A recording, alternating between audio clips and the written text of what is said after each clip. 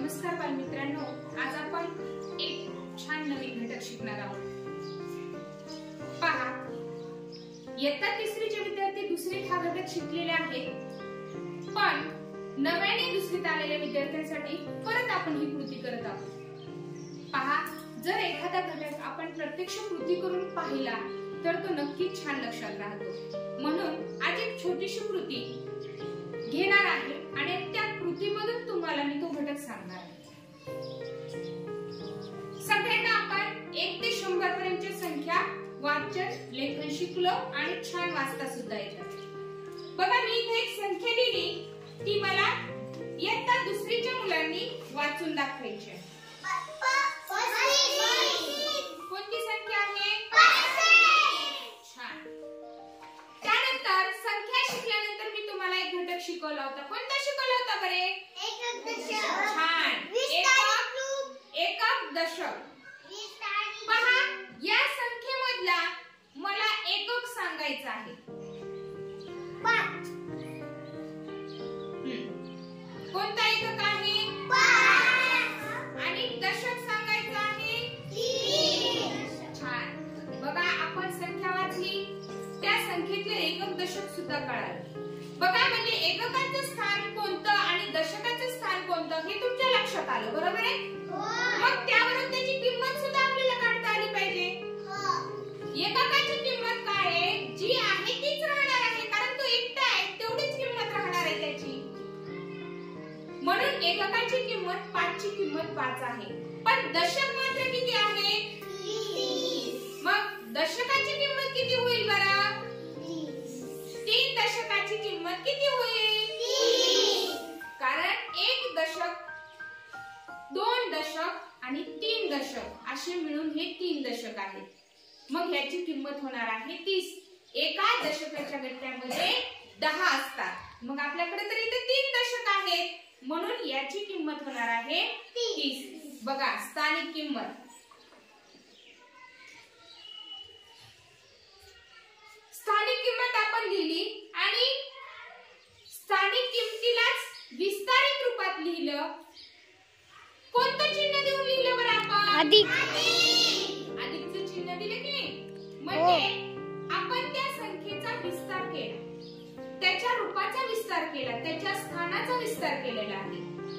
3चं स्थान दशकाचं होतं, म्हणून त्याचा विस्तार करून 30 लिहिले आणि एकक सुट्टे आहेत, एकटे आहेत, म्हणून आपण ते 5ला 5 लिहिले। पण त्याचा विस्तार जरी केला तरी त्याची स्थानिक किंमत आणि संख्या तीच राहणार आहे, त्याच्यात बदल होणार नाही, म्हणून आपण कोणतं चिन्ह वापरलं? बेरजेचं चिन्ह वापरलं। पहा बरं, आता हे 30 अधिक 5 केले तरी उत्तर काय येणार आहे? काय येणार आहे उत्तर?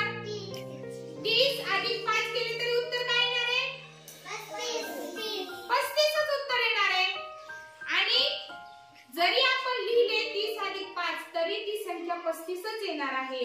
म्हणजेच याला म्हणायचं विस्तारित रूप। त्या संख्येचा विस्तार करणे, त्याच्या स्थानानुसार त्याची मांडणी करणे। दशकाची मांडणी दशकाच्या स्थानात, एककाची मांडणी एककाच्या स्थानात। समजलं विस्तारित रूप?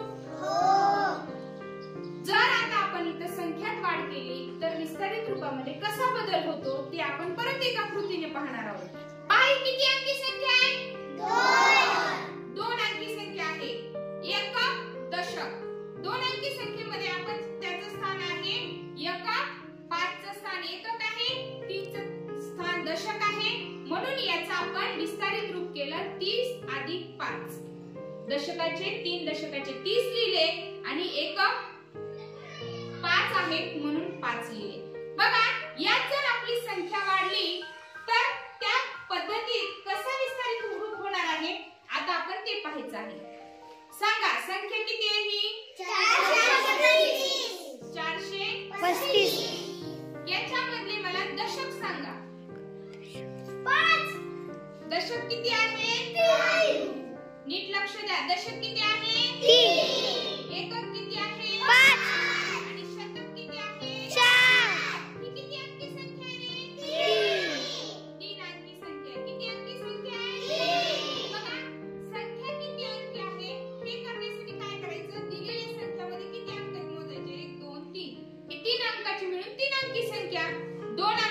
की 2 अंकी, 1 2 3 4 अंक असले की 4 अंकी. म्हणजे तुम्हाला ही संख्या किती अंकी आहे हे सुद्धा लक्षात ठेवायला सोपं जातं.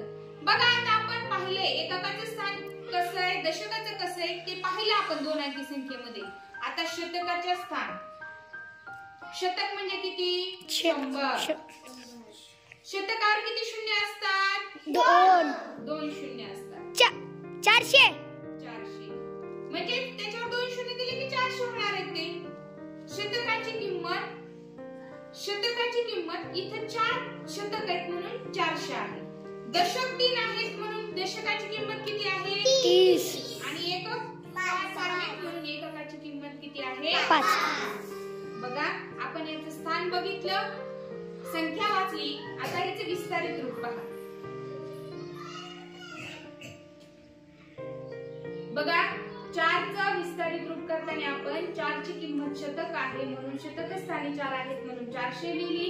अधिक 3ची किंमत 30 लिहिली कारण 3 हे दशक स्थानी आहे. आणि शेवटी आपण 5 लिहिले कारण 5 हे एकक आहे. जर आपण ह्याला एकत्रित केलं तरी सुद्धा ही संख्या 435 होते.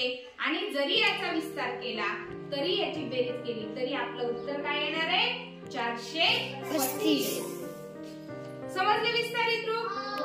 प्रत्येकाने स्वतःही वेगवेगळी संख्या घ्या, स्वतःही छान कृती करून पहा.